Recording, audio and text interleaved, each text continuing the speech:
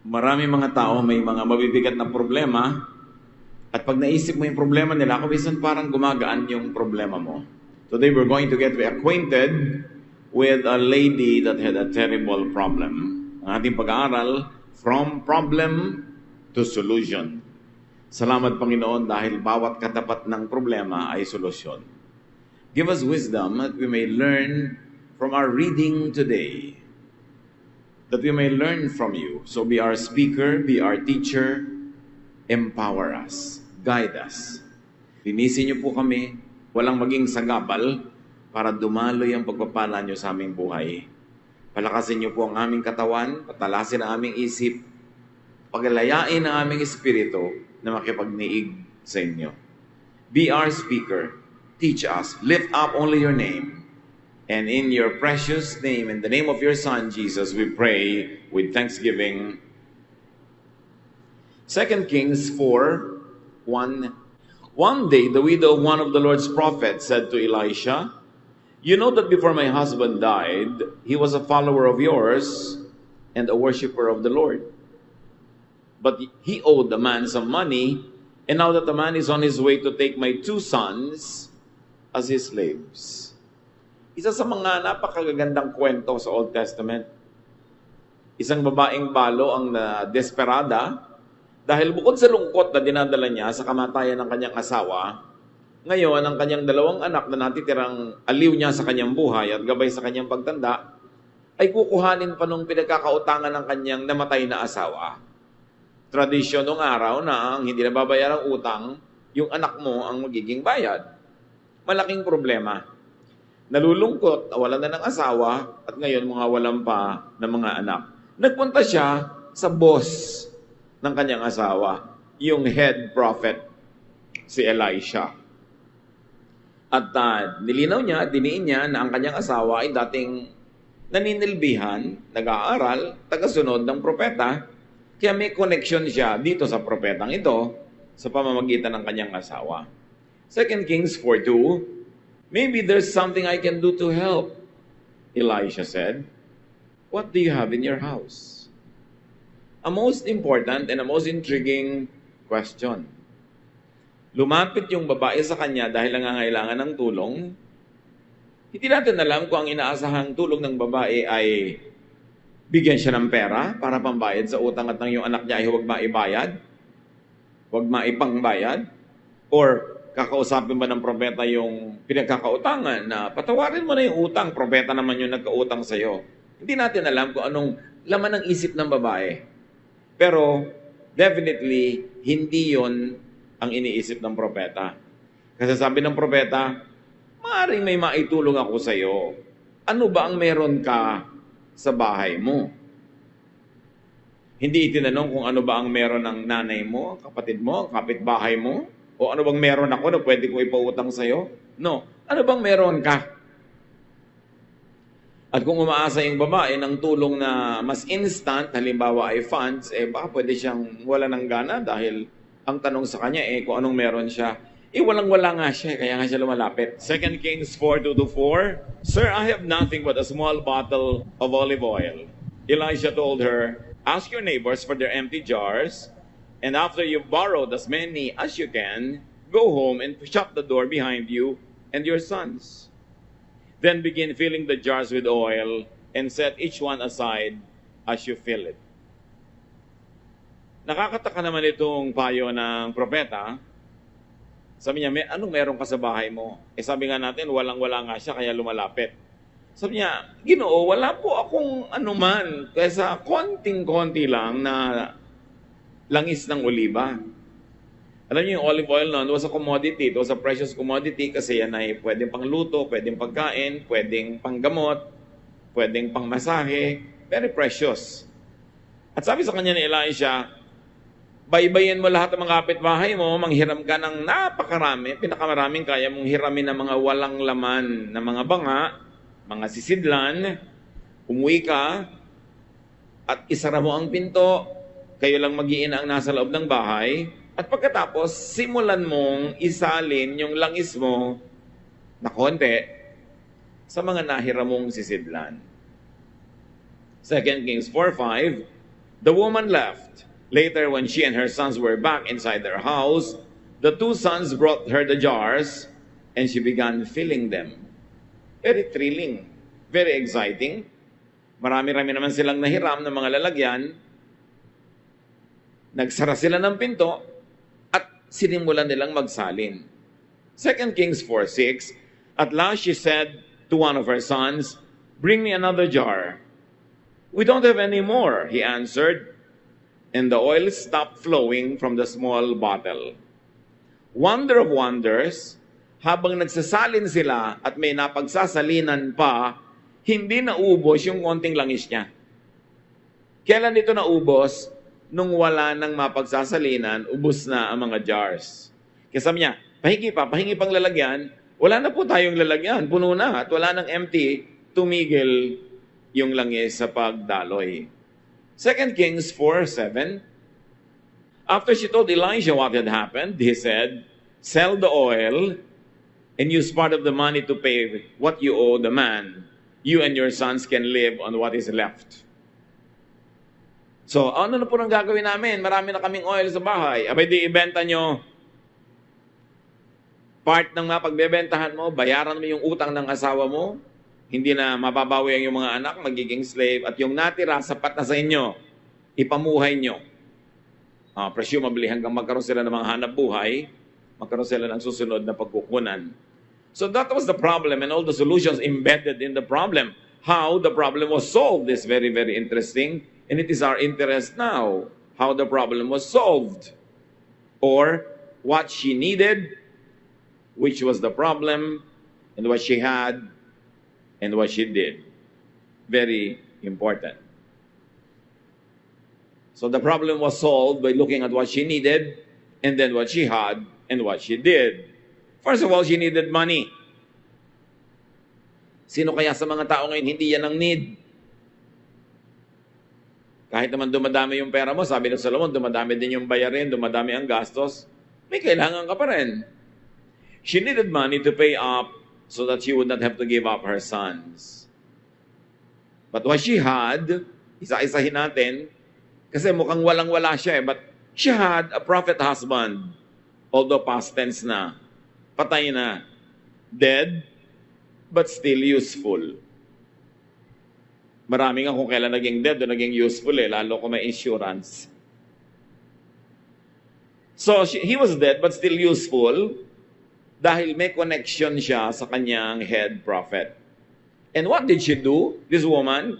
She capitalized on the goodwill of her husband, on his goodwill, and on his connection. So, that she had at home. She had a dead husband that had a good reputation and had friends.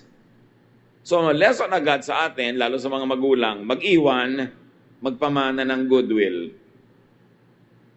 Para ang yung mga iiwan, meron man lang mabalikan, mapuntahan, matakbuhan, na alang-alang sa iyo at sa iyong alaala ay tutulungan ng mga naulila. So she also had a prophet connection. She had a husband and she had a connection all the way to God. This was not a simple connection. He was a prophet. Elisha, one of the most celebrated prophets of the Bible. And then what she do? What did she do? She approached the one who could and who would help. Dapat ngayon pa lang umaandar na yung guni-guni natin mga kapatid para yung mga sarili nating problems, mahanapan natin ang solutions. Lesson from this story. She approached the one who could help. What's the point in approaching someone who's willing to help but cannot help anyway? And then she approached someone who also would help. What's the point if they could help but would not? Kung kaya nga pero ayaw naman o hindi gusto. So isipin, sino ang merong ganong power? And she had an idea. What was that idea? Tell the prophet. Kailangang sabihin ko sa propeta ang problema ko.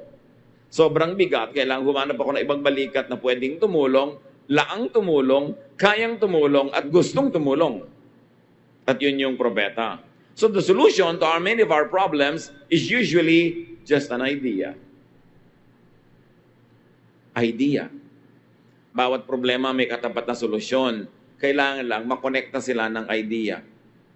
Dapat may idea, dapat may iniisip at nag-iisip ang tao. And what she did, she worked on the idea. Sabi niya, alam ko na, ang una kong gagawin, pupunta ako sa prophet, sasabihin ko ang problema ko. At hindi siya nagpatumpik-tumpik, hindi siya nagtagal pa, pumunta nga siya at sinabi niya. Marami sa atin, maraming ideya, pero walang aksyon. Alam mo yun ang gagawin mo, tama. O sige, kukuha ko na insurance. Kailan? Sige, sabihin ko sa iyo, biglang namatay ka na bigla, wala na insurance. Kung kukuha ka rin lang, kumuha ka na ngayon kasi unang hulog mo pa lang, pag bigla ka na dedo, covered ka na. Act on the idea, especially if it's a good idea. Meron naman mga tao, act ng act, wala namang ideya. Suntok-suntok sa buwan, kung ano-anong pinagagagawa, walang plano. Hindi rin magwo-work. So she had a good idea, and she acted on the idea in a very timely manner. Kasi kung pinatumpik-tumpik pa niya, pinatagal-tagal, baka dumating na yung pinagkakautangan, nakuha na yung mga anak niya bago pa siya nakakilos. Do not, sabi nga ni Manuel L. Quezon, do not live for tomorrow what you can do for today. Natatandaan niyan yung mga nag-elementary na noong mga 1960s, Quezon Code of Ethics. Do not live for tomorrow what you can do for today. Nawala na yan nung araw pagka mga flag ceremony pag Monday, may mga nagre-recite ng mga Quezon Code of Ethics. And it gets instilled in you. Manners, etiquette. Kailangan huwag yung manya na habit. So the prophet did not give her money. The prophet gave her another idea in answer to her idea.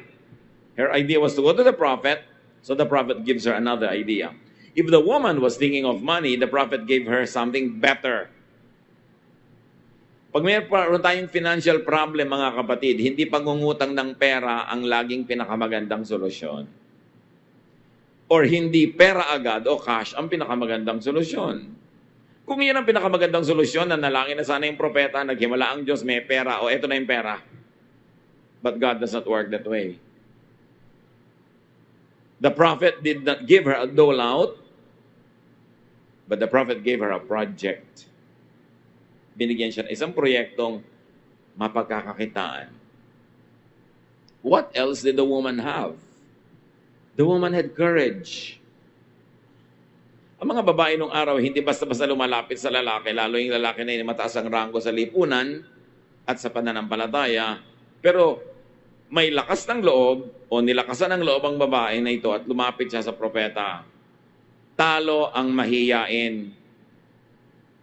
Lalo kung byuda ka, mahiyain ka, magiging alipin ng mga anak mo.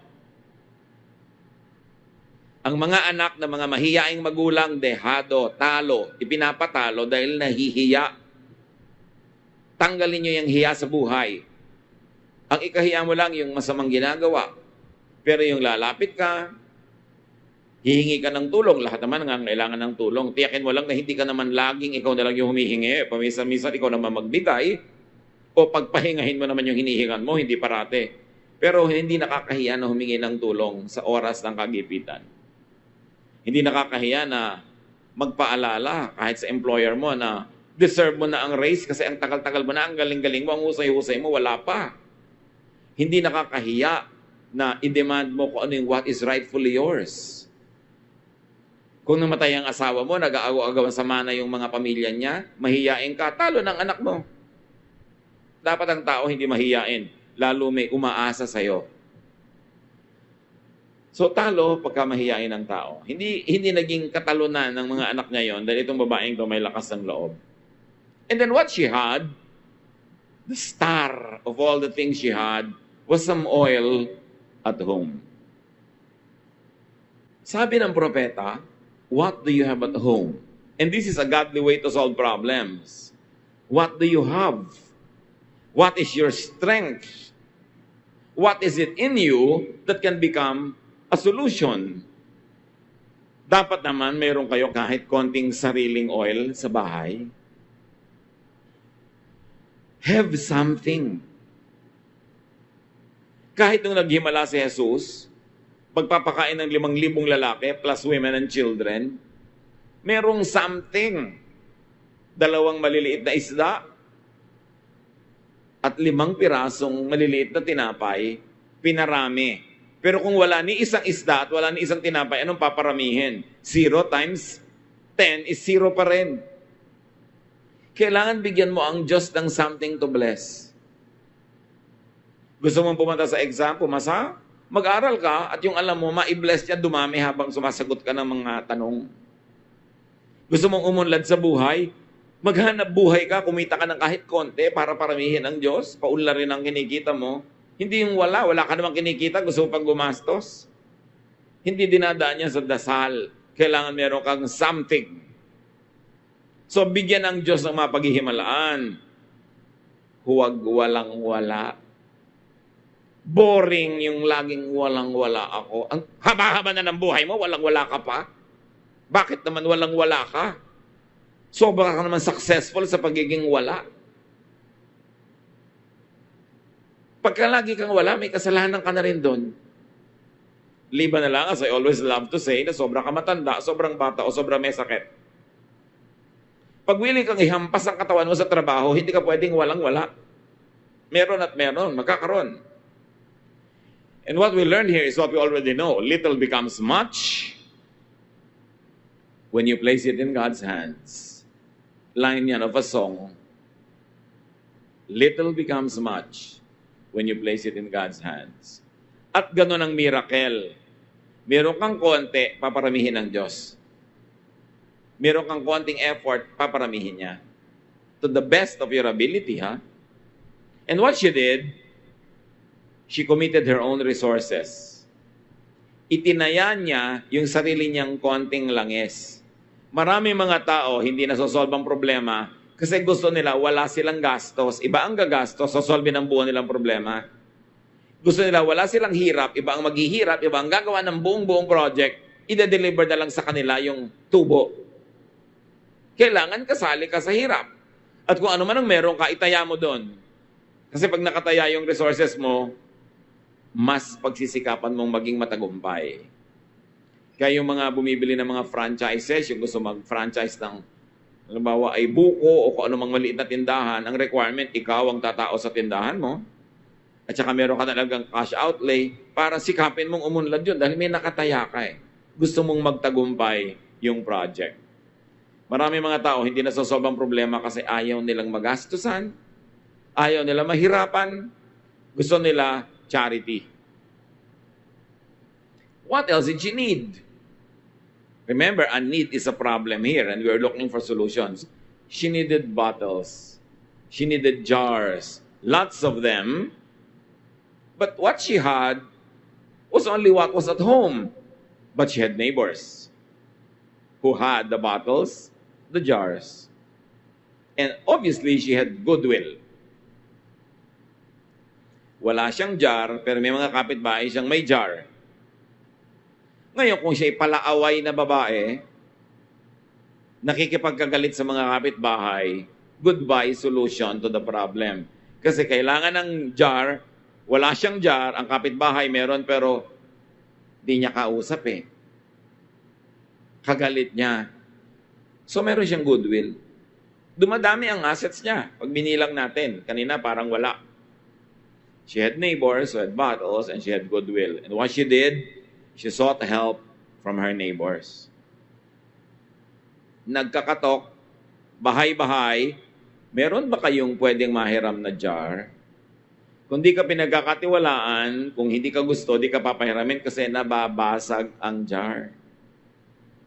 Kung may history ka ng pagiging burara na lahat ng dinala mong jar ay nabasag, walang magtitiwala sa'yo. So you see, in solving a problem, pati history mo masasangkot. Trustworthy ka ba? Pwede ka bang pagtiwalaan? Pwede ka bang pahiramin? Kasi pwede, yes, marami akong jar. Kilala naman kita, hindi mo naman ako kinaaway, pero hindi kita papahiramin kasi ang dami mo nang nabasag. Ang pag-solve sa problema, hindi lang habang nandun yung problema, even long before it happens, your behavior, your performance, is part of the future solution. Kung may inaaway kayo ngayon, nagsasara kayo ng pinto na matulungan niya kayo sa darating na problema niyo next month. At sinong nakakaalam kung magkakaproblema kayo o hindi? Yan yung nangaaway, nakikipagkagalit, bulag yun. Bulag siya sa katotohanan na hindi siya self-sufficient. Na darating at darating ang panahon, kakailanganin niya ang awa, ang tulong, ang respeto ng kapwa. So, she sought help from her neighbors. Ang obvious na lesson sa atin ay be neighborly. Bagamat ngayon, kahit nasa kabilang part ng mundo, isang text lang sa'yo, nahihiraman ka na. So, maging neighborly ka talaga lalo. Plant what you want and what you will need to harvest. And in your problem solving, enlist people's help. Napaka-importante pala dito yung kanyang pakikisama, pakikitungo doon sa head prophet. Ngayon sa kanyang mga kapitbahay din. So what she needed was help. But what she had was a dead husband, a living prophet, 2 sons, and people around her. Tell me, with all of this, put into the brew, alam nga namang hindi pa masolve ang problema niya. Tingnan mo lang yung listahan ng mga inilagay na assets na ilalagay ngayon, ima-marshal to solve her problem. Parang alam mo na masosolve ang problema eh. A dead husband with a good reputation, a living prophet, 2 sons, and a lot of people. The problem became parts of the solution. Remember that her problem were her 2 sons. Now her 2 sons were the main helpers in her endeavor. Sila yung mga katulong na nangolekta ng mga jars at katulong na nagsalin. And what she did, what she sought, people. Walang problemang sobrang bigat kung marami kang katuwang. Lalo kung willing sila and able na tumulong sa iyo. Many are able but are not willing. So you should ask yourself, why not? And many are willing but not able. It's not your problem, it's theirs. But to have people who are willing and able, don't ever lose them in your life. May mga tao nakikipagkagalit sa biyanan, sa manugang, sa kapatid, maging sa asawa, sa anak. It is foolish. Ang laki-laki na ng financial investment mo sa kanya, laki-laki na ng emotional investment mo, ang dami niya ng pinagsamahan, tapos aawayin mo, hahayaan mong inaway ka, hindi mo ginawa ng paraan para kayo magkasundo. It's to your big loss. Every person you lose in your life, in your social registry, is a loss.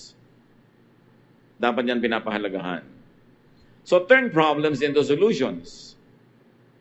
And the lady realized one great thing, that in problem solving, people, not things, are the best assets. Ang tunay na napakalaki mong asset ay tao na makakasama mo, naniniwala sa iyo, makikibakas sa iyo. So may problema ba tayo? Ang problema natin, financial or other things, do something. Pray, but do something. Hindi pwedeng pray ng pray tas walang action. And remember, let's take a second look at the solution. Hindi siya sinabihan ng propeta, wala pala kayong pera, konti lang ang pera ninyo, may problema kayo, so magtipid kayo masyado. Bawasan yung kinakain ninyo. Magtipid kayo na magtipid. Huwag na kayong gumamit ng ilaw. Huwag na kayong, at kung modern time, huwag na kayong mag-electric fan. Huwag na kayong kumain na masarap. No! Hindi sila tinuro ang magtipid. Ang itinuro sa kanila ng propeta ay to produce money. To make an income and to increase their income. Iba naman kasing case nila dahil may propeta involved, so may miracle. But do you know na sa buhay natin, may miracle every day? Pwede nga hindi dumadami talaga literally yung oil mo, baka nga wala ka pang olive oil. Pero may ibang dumadami. Kasi kung hindi ka pinaghihimalaan ng Diyos, kapatid, bakit buhay ka pa? Sa dinami-rami ng needs sa buhay at sa kinakonti-konti ng resources, bakit buhay pa tayong lahat? Himala yun. Tayo ang living testimony na nangyayari pa ang mga himala. Na napakaraming pwede mangyari sa iyo sa pagpunta mo lang dito. Pwedeng nasagasaan ka, nabundol, nadaganan ka ng natutumbang puno. Pwedeng may sumaksak sa iyo, pero ayan ka, buhay ka. Himala. Patuloy ang paghihimala ng Diyos. Yan lang makatawid ka ng mga kalye ng Maynila na manatili kang buhay. Himalayan, ha? Daig pa nito yung nasa Biblia. So, hindi pinaghihimalaan din tayo, ha? Hindi lang sila. Pero ang point, the secret is in commerce, not in slavery. Kung meron lang tayo ngayon, sila noon na atin ngayong super OFW mentality, ang solution, sell your sons to slavery. Send them off. Para masolve ang problema. Na ngayon yung laging ginagawang solusyon ng mga tao. Hindi naman laging yun ang solusyon. Nasanay na lang tayo na yun ang solusyon. Maraming solusyon. Ang yumayaman nga sa bansa na ito, yung mga nag-i-stay Hindi yung umaalis. Yung umaalis, nagkakaroon ng panggasto sa pagpagawa ng konting bahay na maraming letter A na korting bubong. Diba? Nakakabili ng konting kotse, pero pag umuwi na, may kotse pa bang pangalawa? Wala na. Nakakabili ng konting alahas, pero pag umuwi na, bibenta na si alahas, hindi sustainable. Hindi sinabi ng prophet, gano'n naman pala, sige, say goodbye to your kids. No. Sabi ng prophet, make money. At lagi kong idinidiin yan sa ating mga kababayan. Magpapakasal pa lang kayo, tapos next month, mag-a-abroad na yung husband mo. Why don't you make him stay and the two of you make money? Nag-asawa ka pa, magkahiwalay naman kayo. Tapos ang dami-daming mga babaeng naghihintay lamang, o lalaki na naghihintay lang ng padala, nakatunganga araw-araw. At dahil nakatunganga, naiinip, magsa-shopping ngayon. Magmo-mall, magsisine, kakain. Gastos ng gastos, kaya walang pera. But the solution is to make more money, not to save. Although it helps to save, pero pag ang mentality mo is to save, habang buhay na lang, gas-gas na yung payog mo, hindi mo pa pinapalitan. Habang buhay na lang, yung mantikang ipinamprito mo last week, paulit-ulit mo pa ang pinampiprito. Habang buhay na lang, nagbubunga nga ka. Ang tubig! Magastos kayo sa tubig. Ang kuryente, patayin ng ilaw. Habang buhay na lang. Kung kumikita ka ng marami, mag-save ka pa rin sa tama, pero hindi mo kailangan gawin yun. Get out of a mentality. It's a mentality that is the biggest prison. Ang mentality, kaya gusto natin magpagawa ng bahay, anak, mag-abroad ka. Kahit prostitute, nanay, oo, nadadaan na yan sa paligo ngayon, anak. Ang halaga, magkabahay tayo. Yung kumari ko, mas malaki ang bahay. Lagi na lang ang solusyon, itaboy ang mga tao. Tapos lulungkot-lungkot. Pag nalungkot naman, hahanap ng konting aliw. Nagkaka-complicate ang problema. Well, it is a band-aid solution.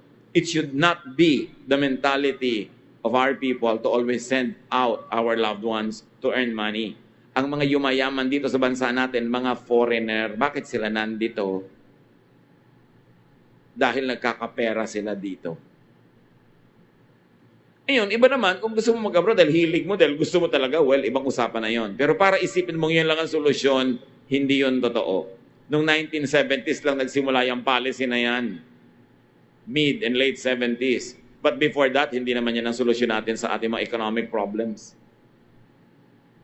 At nandito sa kwento, hindi sell your labor, sell your children, no.